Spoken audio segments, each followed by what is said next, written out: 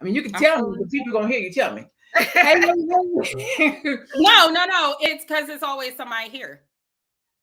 Oh, right. 5. Yeah. 5 is Always somebody here, even if one of us or two of us can't. It's always at least 2 or more people. Yep. Welcome to Melanated Air. This is LaNée Javet. And this is the Melanated Air Hour. As you know, we do this every Tuesday and Thursday around 2. I'm going to start saying 2-ish. I don't do this by myself. I do this with anywhere, like Faye was just saying, from 2 to 5 of us at any given time. Today, I'm here with Faye Bishop at Miss Faye Bishop and Keisha Ravenell at We Inspire Brand. And we are talking about who you get in bed with. Not physically, but in corporate America. I mean, some of them are getting physical. I don't know. maybe some of them are getting physical. Today, we're talking about Kimberly Bryant, who is the founder of Black Girls Code, being ousted from her own company. She is the founder. She is the ideologist. She is the innovator. She is the person who built Black Girls Code brick by brick, made it what it is today. And what it is today, just in case you don't know, Black Girls Code was established in 2011. And since then, Kimberly Bryant has established 15 chapter cities in the United States and abroad. She hosts technology workshops, hackathons, and other enrichment opportunities for over 30,000 Black girls. Okay. So if you've never heard of her, you don't know who she is, that is who she is. That is what Black Girls Code does. And in December, her board turned her off. They said, here, your email is turned off. You are not welcome back in the company, in the business. She's still on staff, but she is not considered to be an employee, if you will, of Black Girls Code. And so we're talking about who you get in bed with and why that's important. Hey, Dawad, Ahmed. If you're just tuning in, please drop a hi, a hello. This is my first time. I've been here before. I've been waiting for y'all to get back on the air today. Let us know that you're in the building. Also, let us know have you heard about this story? Have you heard about Kimberly Bryant? Have you heard about Black Girls Code? Do you know what's going on? The first thing that I want to talk about, and I'm going to read some more of this so that I can just make sure that you guys are brought up to speed and you really understand and know what's going on. But the very first thing I want to talk about, because I'm an entrepreneur, Faye's an entrepreneur, Keisha's an entrepreneur. How would you feel if you built a business, built a whole company, blood, sweat, and tears, and you showed up one day and found out you couldn't get in the building? Man, listen, I would be livid. If someone said like, oh, you don't have access to We Inspire Brand anymore, like nothing, no email, no nothing, like, it's money. But that's what happens when you choose a certain way to run your business. So I didn't go the nonprofit route, so I don't have to worry about that. Like, it's still going to be my businesses that aren't nonprofit that have boards, though. That's true. That's true too. But We Inspire Brand ain't one of them, so I don't got to worry. What about you, Faye? What if you showed up to your place of business, not your place of work, but your place of business, and you couldn't get in? I would be wondering what the is going on. Mm-hmm. I'm going to keep it 100. Like, what has happened? What is going on? And the worst thing of all would be asking that question of what is going on and nobody really having an answer for you. And that would crush me. I think I would be so devastated, especially a company that I built from the ground up. That would I would be questioning everybody. I would be wondering about, were the people I was trusting all this time backstabbing me? Were they, backdooring me? What is going on? And who's on your board? We're going to talk about that. We're going to talk about who you do business with, who's on your board, who should be supporting you. Because if my homegirls in that room when they are making this vote, I'm pissed that somebody didn't be like, hold on, like what are we doing? Who is the business for? Who was it created for? Like there's conversations that should be happening on this board, opposed to just outing the CEO and founder, the visionary. Like, who are these individuals? Who are these people? So at the time of this article, it says, at the time of publication, which was December, Bryant is still employed at the nonprofit, but continues to not have access to her company email and internal platforms. Current employees and contractors were told that if they communicated with Bryant, they would immediately be fired. Okay. So the allegations, just so that we know what the allegations are. Let's see. 5 former employees of Black Girls Code spoke to TechCrunch anonymously out of fear of retaliation about the state of affairs at BGC, which is Black Girls Code. They confirmed the board's decision to look into the company culture after a summer of rapid turnover, with many individuals citing Bryant as a key reason for parting ways. Bryant attributed the turnover to distributed work. Now, like many orgs navigating the pandemic, we have a lot of turnover in the last year, mostly from folks we hired while virtual in 2020. We were not spared the great resignation, which we all know is real. We've talked about it on the platform before, right? So 2 former employees, both who spent months at the organization in leadership capacities, say employee churn was largely attributed to Bryant's leadership style, angry Black woman, which they described was rooted in fear. When Bryant was there, they say she would publicly berate managers within meetings, okay, repeatedly calling folks incompetent and urging a manager to go back to school when they were unable to deliver on a certain task. Bryant denied that she said this, pointing to her choice to hire consultants to build a compensation policy to weigh employees' years of experience over a number of degrees. As a techie in an industry where not everyone needs a degree, it's not something I place a high value on. Okay. One employee said that a recurring phrase Bryant used was, "You're not living up to my expectations of what you should be." Even though the employees note she declined to give them independent access to widely used productivity tools, no new employees were given access to Salesforce, which they said prevented them from accessing key information about the community they were tasked with serving. The community, whatever. Okay. Including names, ages, and history in the program. One employee detailed the lack of onboarding process as well as Bryant's absence in the daily operations in pursuit of media appearances. Now they're trying to throw her under the bus. People stayed because they figured out the workaround, said one of the former employees. Someone said that it was to your benefit to stay off her radar, and if you could figure out how to execute your work even without access to specific systems, you'd be fine. Bryant said that BGC, or Black Girls Code, just completed a 5-year strategy plan with the Bridespin Group that addresses operational concerns. A recently resigned employee conveyed a mix of emotions. I'm almost done. We know how it is perceived to take down a Black person, they said. And that's not even what we want to accomplish. We want the organization to be under leadership that could continue the growth of our work. Despite belief in the mission, they said they finally left the company partially thanks to consulting their therapist to work for an organization that is trying to change how you are treated, valued, and appreciated. And when that doesn't happen, again, it's really a particular kind of betrayal. So what did you hear in that? Tell me what y'all heard in that.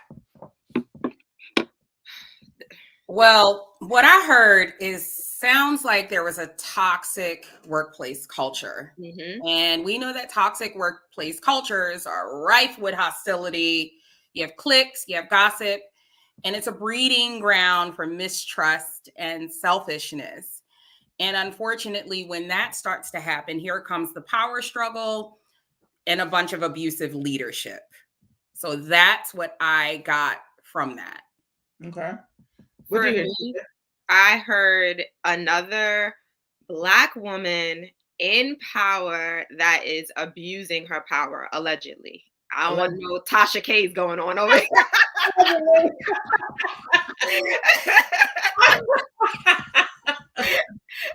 So allegedly. Yes. And we hear this all too often, right? Black women, they get in these leadership positions and they start, like someone said in the article, they start berating the people that are subordinate to them. So this is what I'm hearing. And then the board of directors, I guess, got in front of it and said it was time for her to go because she was affecting the success, I guess, or like the culture, like Faye said, of the organization. And then they started to have turnover. I'm sure even before the Great Resignation, if this was really going on, they had a lot of turnover, before that. So it's an iffy subject, man. Like, I don't know. It's crazy.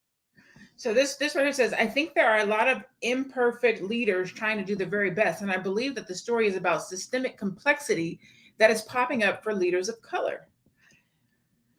I wouldn't say color has anything to do with it, and here's why. Because Ellen DeGeneres had a similar situation take place last year. It was major news where it was reported that there was quite a bit of people quitting due to the toxic workplace culture that was taking place over with her TV show.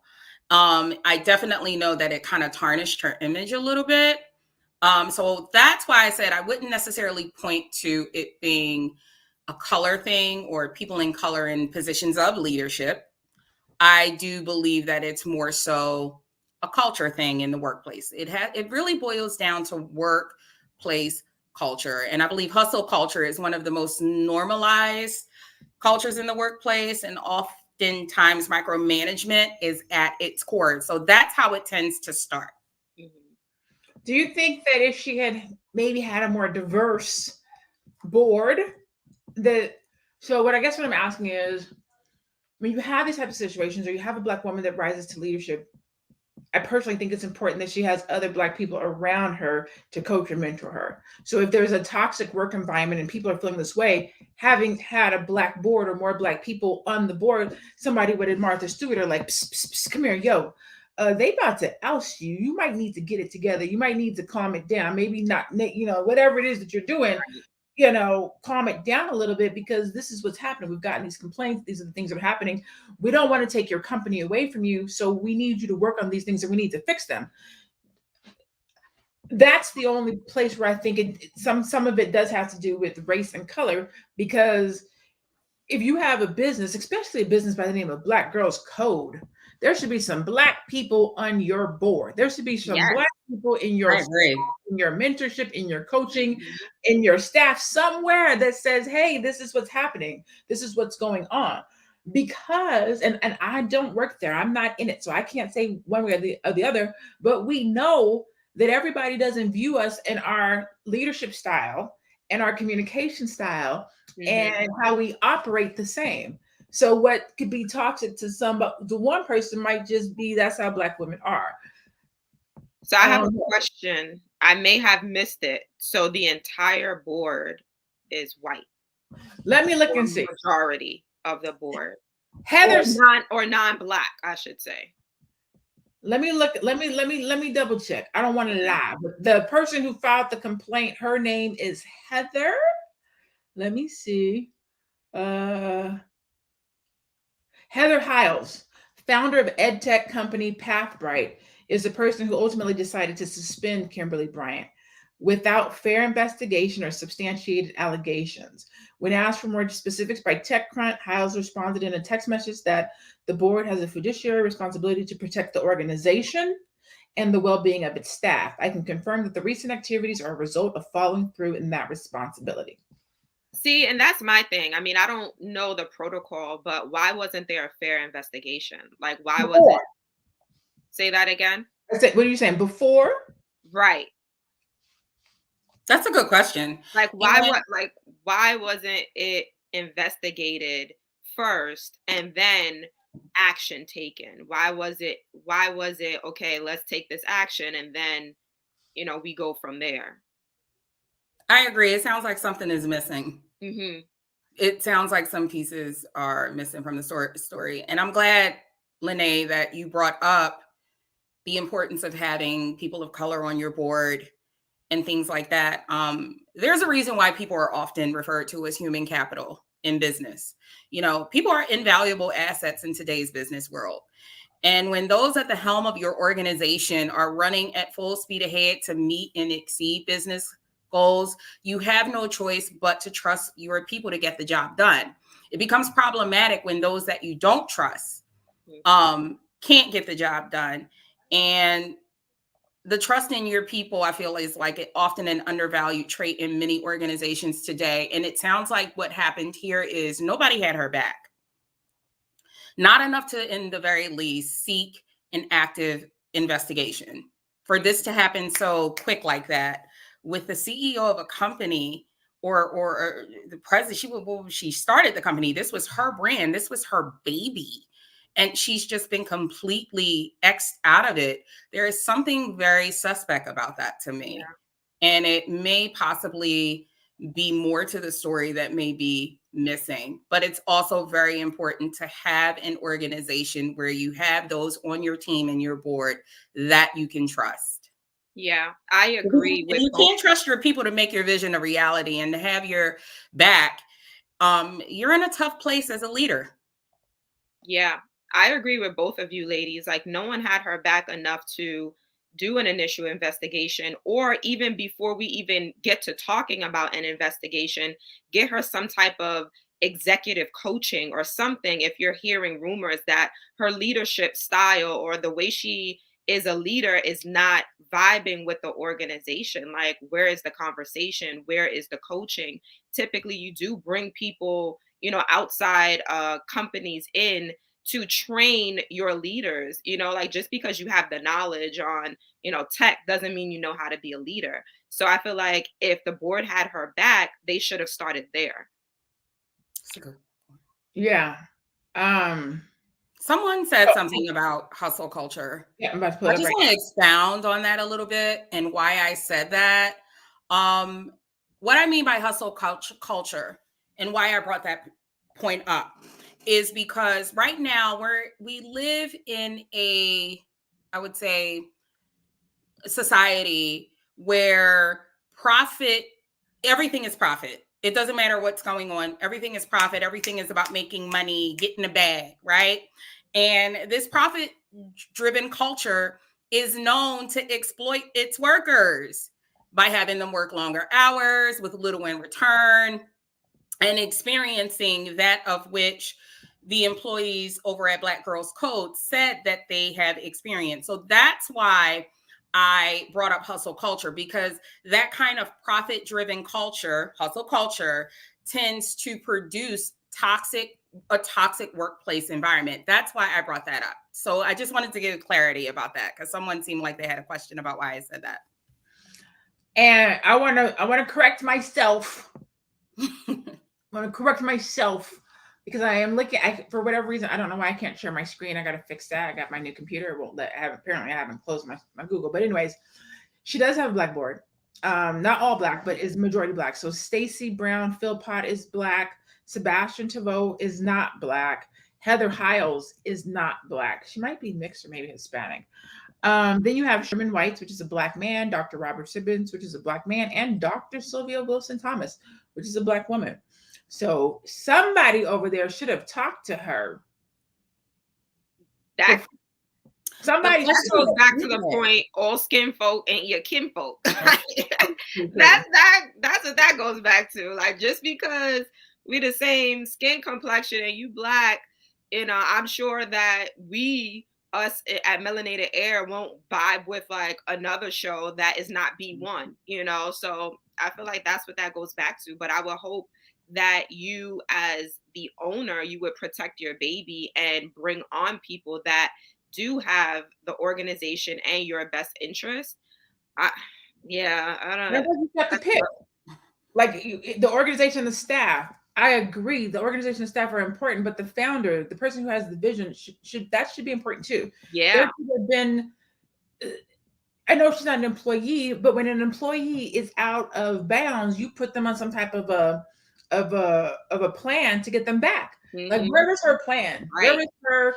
We've gotten these complaints. Let's have a discussion. Where was her? We got 90 days. Where was her? On Tuesday, we're gonna revoke your access. Right. Where is her respect as the CEO? I guess that's what I'm asking, right? Yeah. If you're going to be ousted, that's one thing. If you're not cutting it, if we're having complaints, if we have to protect the company, that's cool. But shouldn't we protect the CEO too? Hey, girl, on Tuesday, your email is going to be turned off. We're going to start this investigation. We just want to let you know what's going on. So you shouldn't go to do what you got to do and find out that you've been locked out your company. Right. They didn't even get what is it? The written warning, the verbal, the written.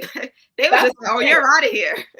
See, that's the part for me that does not make sense. I feel like there's a missing piece that either isn't being told on her from her, because all we know is that they outed her, but she did give a statement. So right now we only have what she feels was done. I just feel like, how is it possible, even though it does happen, because most at-will companies, they can fire you for any reason. They can pull the plug on you, but they don't have to give you a warning. They don't have to give you anything. They don't have to take any type of corrective action. If they don't want you there anymore, you're gone. But I just feel in this instance, considering that there is a board, there's a missing piece that maybe we don't know about yet. And eventually I'm sure it'll probably be revealed, because that is bananas, and it also says a lot about not just a toxic workplace culture, but boundaries. It sounds like there wasn't many in terms of her and how she carried herself as, not just the president and CEO of her own company, but as an employer. There is a certain code of ethics that you have to follow. And it sounds like a lot of that code was being broken. So I hope that as, more comes out about this story, we find out exactly what happened, because there just sounds like a missing piece for me. It does. Yeah. So it says in a now deleted tweet, Bryant said that I am driven, have high expectations, and am a bit of a perfectionist, but I have never in my life misappropriated, misused, or abused anything or anybody for the organization I built out of love. So don't ever believe that. It's not true. Despite Bryant's denial of former employees' allegations, currently employed sources close to the matter say that resignations, along with a slew of negative Glassdoor reviews, caused the founder to hire Agility Consulting, which is an external firm, to do a salary study and address staff concerns. According to a document obtained by TechCrunch, the consultation was launched in June and completed in December. The findings were not available. Kimberly Bryant says checks and balances of power and support have been put in place at Black Girls Code, and I absolutely believe in proper board/corporate governance. There is nothing about how this matter has been handled that is appropriate, and I have not been treated fairly or justly. And I'm gonna agree with her, where I feel like I've seen corporate America. I see CEOs get ousted all the time. They make a bad move. The money drops. They get caught in a scandal. I know that this happens. I'm not saying that this is a Black thing or this is just happening to her. I am saying that the way that it's happening is a little bit shisty, but also I believe that the way that Black people come to the aid of social justice, we should also come to the aid of corporate justice. We should not be okay with a board taking over a Black woman's hard work, effort, and business. Like, we should also come to the aid and support of corporate injustice as well.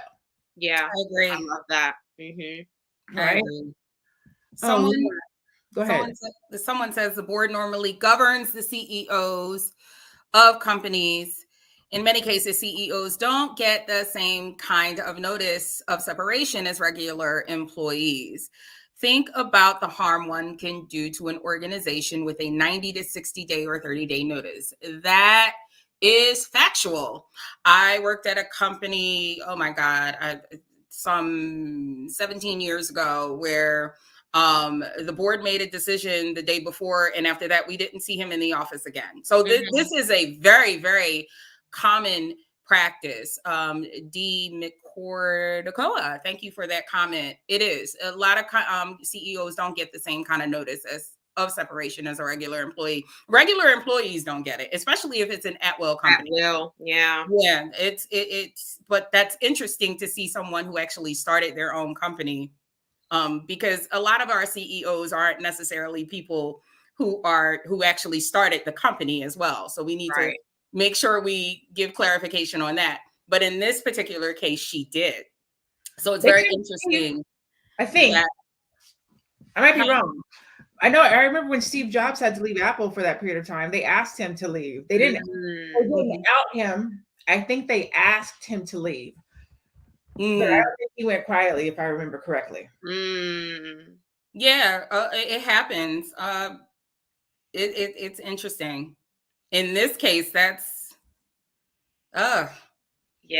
But I think more is going to come out about this, because it really sounds like there was a serious toxic workplace culture going on. And if I may add to that just very briefly, we experienced this with, we just recently had a situation with Kamala Harris. I think it was the woman who quit. She had a lot of people quitting on her team in the past several months. And I do know that the Washington Post, and those of you who are watching this can go look that article up, spoke about how a lot of people have been just talking about just a toxic workplace culture going on there.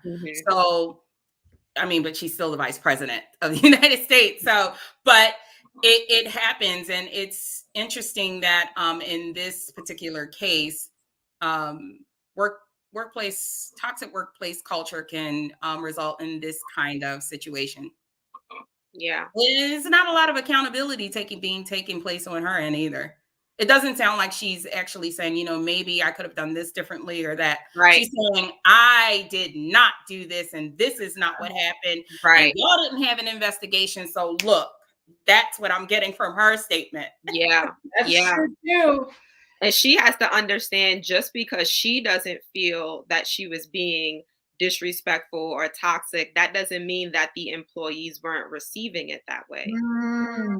I mean, you can Me Too toxic work environment. It doesn't always have to be sexual, right? You can think that you're not acting a particular kind of way or infringing on somebody or making them feel a kind of way, and yet you are. And because you may just feel like that's how I am with everybody, but this is work. Yeah. Not everybody. When you're in here from 8 to 5 and you're the representative of the business, you should carry yourself a certain kind of way. And I'm a Virgo. I don't know what the sign she is, but I'm a Virgo. I am a diehard Virgo. I am a perfectionist. I expect the utmost. I'm a Virgo too, and I'm the same way. And others. And I do. I'm a Cancer. Are you? Just throwing it out there. but I get that, and sometimes I have to check myself in my delivery and how I speak, and if my expectations, especially if I expect somebody to do something a certain kind of way and they don't. Even me and my girlfriend was on the line today. I was like, "Do you see these things coming down my forehead? What is that?" She was like, "Stop squinching so much. Stop being sad and angry and always having a demeanor like this." But we do, we do. And and some of that we have to check.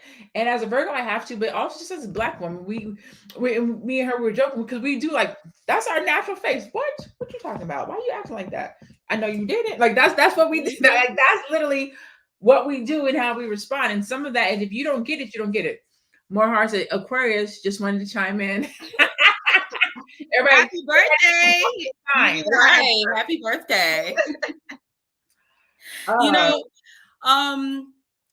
Again, toxic workplace culture, it's a lot we can go with this. But I do know that power and control are at the core of this whole, again, I take it back to the hustle culture. You have bullying, discrimination running rampant. And this culture is filled with all sorts of favoritism, nepotism, yes people, no people, and so forth. And what tends to happen is, in authoritative cultures, a lot of the leaders don't respect the opinions and ideas of their employees. And I think a lot of that also has to do with experience, which I'm not very familiar with in terms of her business experience, which is why I always tell entrepreneurs, no matter where you're from, who you are, or what your area of study was in terms of college and education, if you want to be an entrepreneur, start a business, you really should take some kind of course, because it's you have to understand what it takes to run a business and to have the best people on your team and to form the right team and to be the right kind of leader, which is, that's the eggs and the yeast and the bread. I'm sorry, not the bread, but the milk and all of that of the cake, and then comes the icing and the cherry on top. Right. So it's very important to do that if you want to start a business, because it sounds like in this particular case, there may have not been any experience. And we are in a culture right now with this hustle culture where everybody thinks they can start a business, and everybody can, and that's fine. But it's very important to understand the importance of what it takes to be a good leader of that business and to lead your team and your employees. Yeah. That'll preach. because you got a lot of entrepreneurs out here that do not work on their leadership skills. Like Right. I'm the entrepreneur, I'm the visionary, I'm the business owner. This is my business. Do it this I'm way. the boss. I'm the boss. Yeah. Mm-hmm. But sometimes the boss needs to be led, and I think that that's the reason why people create a board. But again, you have to have a board that gets the vision, that supports the vision, that supports you. But you have to let your team support you. We talked about that, about help, a couple of weeks ago. You Yeah. have to let people help you. You have to let people groom you and help you to be a good leader. You have to, if you have a board and you can't work with them, and I guess, you know, corporations and millions of dollars, right? We are, I forget I forget what somebody said. Too many ants telling bees how to make money, honey. Mm-hmm. So then when you have that type of a situation, right? Or if you are making multi-million dollars on a corporate level like that, where you have, let me see, their sponsors and people that they have worked with include partners. Hold on, where did I look? Oh, I lost it. Their partners are Google, AT&T, Capital One, Comcast, Deloitte, Ericsson, IBM, Facebook, Lyft, Macy's, MasterCard, Nike, TikTok, Truce, Verizon, Info. You have those types of business partners, your team probably does look different. You're not creating a team for support per se, but you're creating a team to meet the demands and conversations of those types of partnerships. So they don't necessarily have your best interest at heart. They have the best interest of the company and the partners. And the company and the partners are looking out for the employees. You just run the vision. So if you are replaceable is basically what they say. Yeah. So it's your business. And we see it happen time and time again. Like again, I remember it happening with Apple. I remember it. They tried to knock Bezos out. He was able to turn the company around. And I can't remember what it was. And then there was another major one. Oh, I can't think of it right now. Was it Xerox? I think that's how the black lady got in there. I can't remember. But there was another company where a CEO can be removed. And as entrepreneurs and business owners, we have to think about that when we're creating our business and we're deciding who we want to partner with, and we're deciding how we want to be represented, and we're deciding who we want on our team, who we want on our board, and who we want to surround us. Yep. Yep. I wonder what's next for her. So you know how they say, like, you built it once, you could build it again. Like, I wonder if she's going to, I'm sure she's going to fight for her company, but I wonder if she's going to build something else. Like just what's next? That's what comes to my mind right now. You know what? As Black entrepreneurs, we don't often talk about exit strategy. And we get mad if you walk away from your company. Like when Robert Johnson sold BET, Black folks was up in arms. Like, why do you sell a company that's for us? It's not. I mean, he built it for us, but we don't ever see the bigger picture. Shea Moisture, they built that company and sold it. Carol's daughter, she built her company and sold it. We don't understand the bigger picture sometimes of major business, which is to build it, sell it, get your money, and go and do something else. Right. You want to hold on to it. This is a family business. It's supposed to go from family to family.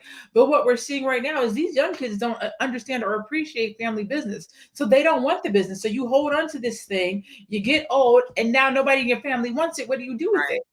Right. That's a good point. I was one of the ones that was up in arms when I heard about Shea Moisture. And I didn't understand, business at the time. And I was just like, how could they do this to us? Like, no, because like I live by Shea Moisture. And then I was watching a Tariq Nasheed episode, and he was talking about like what you just said, LaNée, like, you build your company, you sell it, and then you go and you build something else, or, you invest in something else. And I was just like, oh, wow. Okay. That makes sense. And that goes back to what Faye said, the importance of education, right? When you become an entrepreneur and you want to build a business, you have to know that. And then back to what you said, LaNée, the importance of an exit strategy. Yes. Hey, D girl, you driving and listening. We appreciate you. She said, did she get removed from the board or did she lose her company? Because it's not uncommon for an owner of a company to be removed from the board, but still operate the company. I'm driving, so I'm doing voice talk. Hopefully it's not saying anything ugly. No, so she wasn't removed from the board. She was removed, or technically her company. They have removed her access to the company. So she can't receive email. She can't talk to any staff.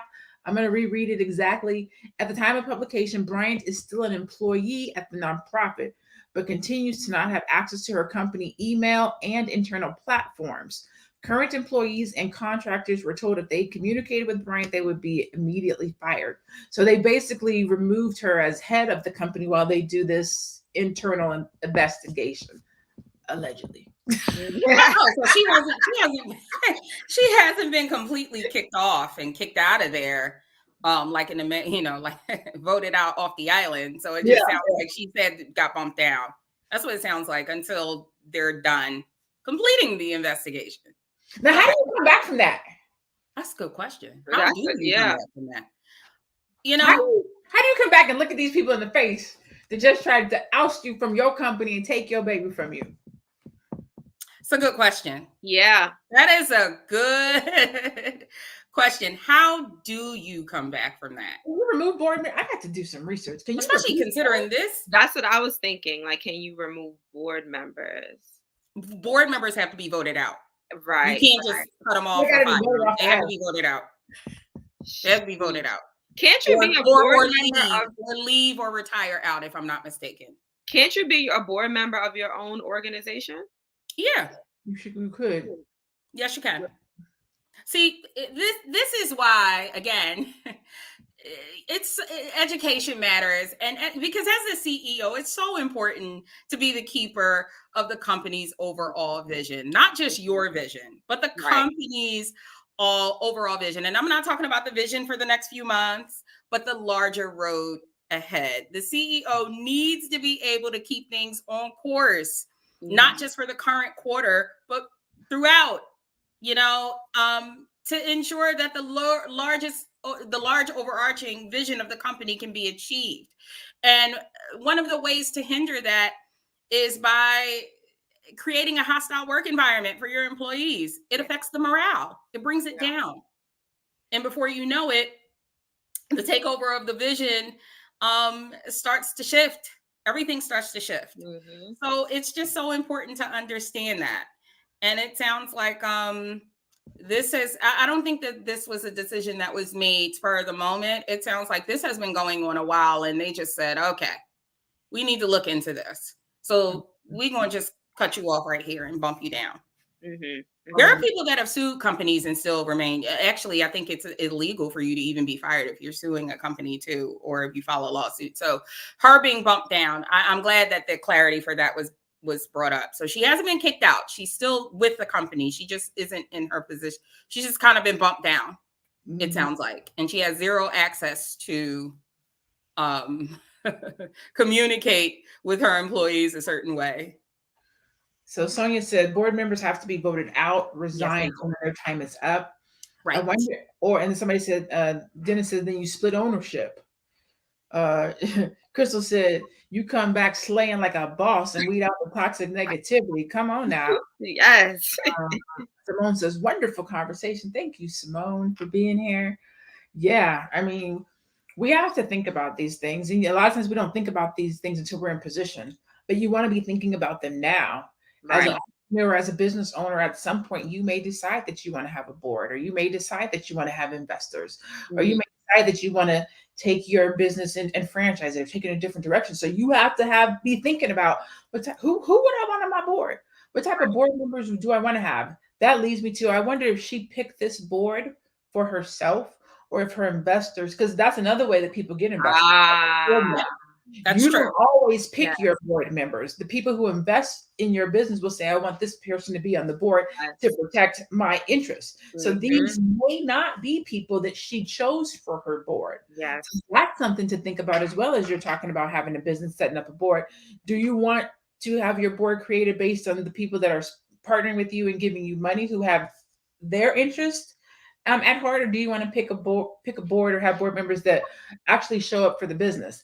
I've been on 2 boards before. One of the companies didn't really go that far, do anything, but the other one, we sat in on those meetings. She handpicked, like she literally called me, was like, I want you to be on the board. and it was for domestic violence. I've never been in a domestic situation. So I had to ask her, I was like, why do you want me to be on your board? And she was like, your business acumen, how you deal with businesses, help businesses launch. So she wanted my business acumen. She had a completely different person on the board who spoke for and advocated for women who have been in domestic situations. Mm-hmm. So picking your board members based on their expertise so they can add value to your business, and then they can make sure that you're operating your business based on your vision and your mission and their core is important. If maybe you don't go the route of I need to get $100,000 and I'm willing to take this money and put your person on the board, but they don't support me and have my back or know anything really about what I'm doing. Mm. And I don't know if that's her situation. We don't know how these board members got there. Right. It's something to think about. If you're an entrepreneur or a business owner, thinking about creating a board or building a team or putting people around you in your circle. That's a good point. That's outsourced for that reason. Which part? What's outsourced? Right. What's outsourced? Your admin team, your board. What do you mean? That's outsourced for that reason? I would love to hear what you're referring to specifically. Do you mean picking the board? Because the board of directors could be selected by the investors, which is a big part of knowing business, because once other people start investing in your company, you have a little bit of power. Yeah. Kind of relinquishing some of your power, just a bit. So it's very important to understand that. And there's nothing wrong. I just want to make that clear too. There's nothing wrong with having outside investors help you make that decision at all, but it's just make sure you pick people who have the best vision of the company in mind, not just anybody like your cousin Tony or Ray Ray. These are board members being picked. That's outsourced for that reason. Outsourced picking board members. Oh, I think he's saying the reason why. Okay. It's outsourced for that reason, picking board members. Yeah. So that they can have control over your company. That's exactly why. Exactly what Faye said. If I give you my money, I want to pick this board member to make sure that I'm in control. So I'm here, my money is here, but that person is there. Their interest, unfortunately, is not the company. It's protecting this money that's invested. So whatever we got to do to protect that, if that means ousting the CEO, then the CEO has to go, because I got to protect this money. I got to protect this business that I built. I hope this is a teaching moment for her. It's very important. I mean, if nothing else, I hope that the end game for her is that she walks away from this having learned some sort of lesson, valuable lesson, whether it be how to be a better CEO, how to be a better team leader, because as a CEO, you're still leading a team. You have people working under you. And in addition to just making sure that whatever it is you do isn't interrupting the vision of the company, which sounds like may have been the case here. Because anytime the board doesn't just wake up one day and says, hey, we feel as though Keisha or LaNée doesn't belong here anymore. Bye. Board, when it gets to the board, there's a problem. There's a problem. That means that there is a serious problem. And I've been at companies where CEO, like I said earlier in the conversation, the CEO was let go. And it was just like one day we saw him and then the next day we didn't. And people were like, what happened to what happened to Mike? And this was a small company, and by small, I mean less than 250 employees. I actually forgot that I've witnessed that. So hey, lightweight, we are talking about Kimberly Bryant. She's the CEO and founder of Black Girls Code. That's who we're talking about. So my last company I worked at before becoming an entrepreneur was an aerospace company, and it was would it be $1 billion company, aerospace company that I worked for. And it was before I got promoted to the executive assistant, I was the marketing assistant. And we had a CEO, and we had the president. He was the president. So there was a CEO, there was a president. And once the dude got promoted to CEO, him and our president, they didn't get along well because he used to be a president of a different part of the organization. So he got promoted to CEO. They had beef. I remember the CEO came in one day I left for that night. I came back the next day. CEO was there, but the president wasn't. And I knew our vice president became our president.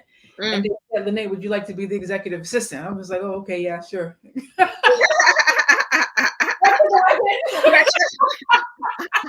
What just happened? I still got my job, right? The vice president of the VP of HR was in town. Like, it was crazy. CEO, vice president of HR, no president, new president, executive assistant. I was like, okay, I'll stand up and do it. But it literally like that. I went home for dinner, came back after breakfast, gone. That happened. Well, that didn't happen to me, but I know someone that happened to as well. So you guys know that I used to oversee the career development department when I was working.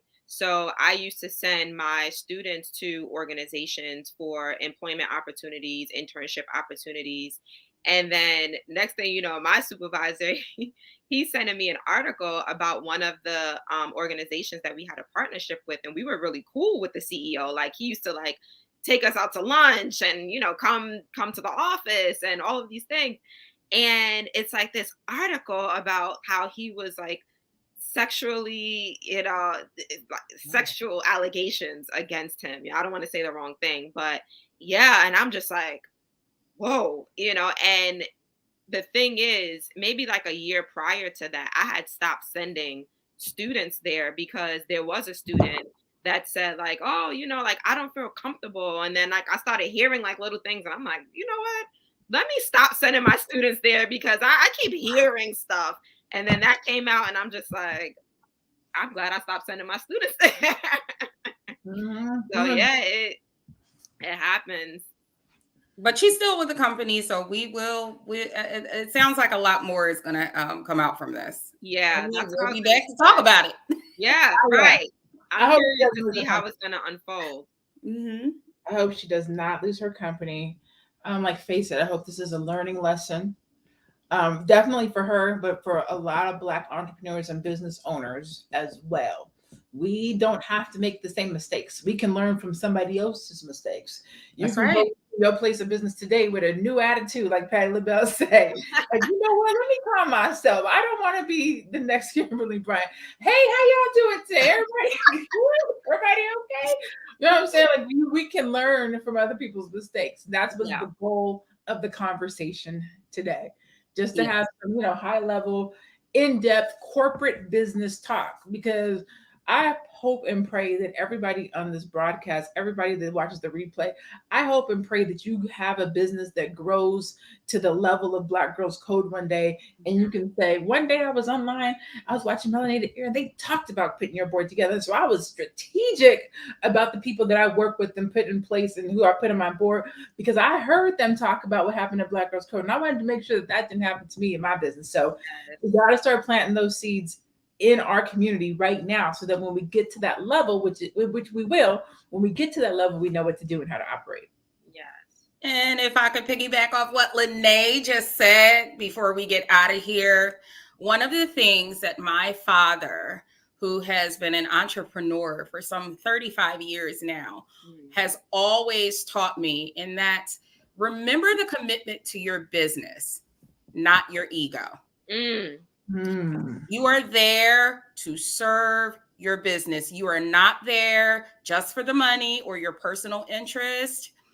You are there for your business. It is all about the vision of your business. It is all about the growth of your business. It is about your legacy. Yes. Yes. Absolutely. I'm sorry if I butcher your name. More. I just came across this live. I'm glad it came up on my feed. Can you subscribe to be notified of future lives? Yes, you can. You can find us on YouTube at Melanated Air. Melanated Air. There's the logo right there. MELANATED Air. You can subscribe there. You can also go and subscribe and follow each one of us individually. You see our handles there. You can find Faye Bishop at Miss Faye Bishop. You can find Keisha Ravenell at We Inspire Brand. And you can find me at my name. I am LaNée Javet. And so this is Melanated Air. We do this every Tuesday and Thursday at 2:00 p.m. Eastern, 2-ish. Roughly, no. But it's good to be notified. So go follow Melanated Air. You will get notified when we are live. We spend the hour talking about life and mostly business from a melanated perspective. And it could be anything that's happening in life. Sometimes you'll have us here talking about personal development, career development, business development. And sometimes we're looking at something that's happening in the world from a business perspective. So that's basically what we do. Again, every Tuesday and Thursday, 2:00 p.m. It could be me, it could be Faye, it could be Keisha. We also have a Madam President and Teddy Ewing who sits in with us. And so we appreciate you. We love you. We thank you so much for being here with us today. Any final thoughts before we say goodbye, ladies? As I said, remember the commitment to your business and not your ego. This is not, when you start a business, it's not about, oh, I just want to get the bag and I want to make money and serve my personal interests and post to the Instagram page and the Twitter and look at me, look at me. This is, you're running a business. You're starting a business. You want to serve people. You know, you want to respectfully offer your products and your services to people. You want to employ people. You want to have the best team. And running, when you look at business and you approach business from that side, that's the part that carries out your legacy. Yeah. Because, you know, you have a lot of people who start businesses. Can they keep them open is the question. And there's a lot of reasons why they can't. And you do not want to end up being one of those kinds of people who are voted off the island by your own board. So again, remember the commitment to the business and not your ego. Yes. I love that you said that, Faye, because that's something that I talk about often. So I am a coach. So I help aspiring t-shirt business owners start their t-shirt business. And whenever I get on a game plan call or a discovery call, whatever you want to call it, with them, I always say, I do not want to work with people, and I do not work with people that only want to make money. I want to work with you if you want to make an impact through your t-shirt business. Because if you're just saying, oh yeah, I heard this is the easy way to make money, that means 6 months down the line, you're going to be finding the next easy way to make money. And you ain't wasting my time, and I'm not wasting your time. So I just love that you said that, Faye. So I just had to piggyback off of that. It is important for you to find your purpose, you know, and incorporate that into your business and your brand. Oh, I love it. I don't got nothing else to say. I think I'm just going to let y'all be the closers for today. On that note, we will see you guys next week. As always, continue to be blessed, stay Black, and be one. We'll see you guys next time.